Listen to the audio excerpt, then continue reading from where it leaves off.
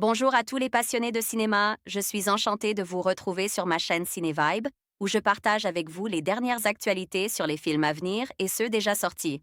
Pensez à vous abonner pour ne rien manquer des nombreux contenus captivants à venir. C'est Bodega parti! Film date de sortie, 26 mars 2025 durée, 1h41 à participe à Venise 2024 site officiel d'une gueule du loup à une autre. Martiel, surnommé Thiel, 13 ans, fait partie d'une famille nombreuse sur l'île de Marajo, au beau milieu de la forêt amazonienne. Alors qu'elle découvre à l'école le fonctionnement des organes de reproduction, elle voit dans le modèle de sa grande sœur, Parti. Après une rencontre avec un homme, une issue vers une vie meilleure.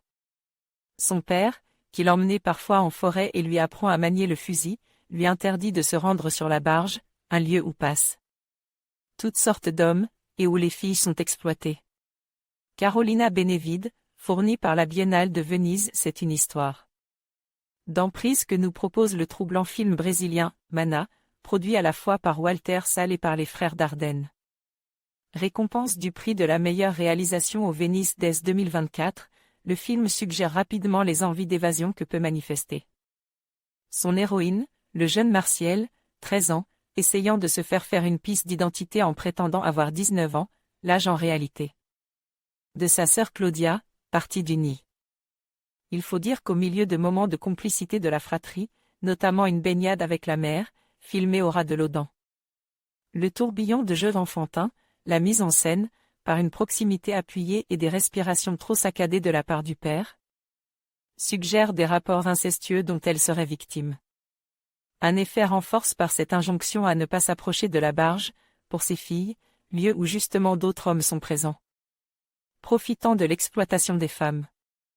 Cette barge, lieu dans un premier temps mystérieux, avant que Martiel et une camarade ne commencent à se maquiller et s'habiller sexy pour aller y vendre des crevettes, sera aussi paradoxalement l'extension du désir d'évasion de l'héroïne.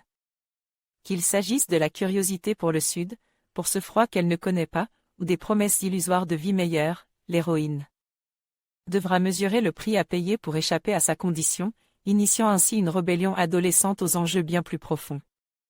Utilisant avec tact la suggestion, dans un environnement luxuriant qui pourrait être un paradis, Mana aborde la condition de la femme avec rudesse, mais aussi avec l'espoir d'un réveil salvateur.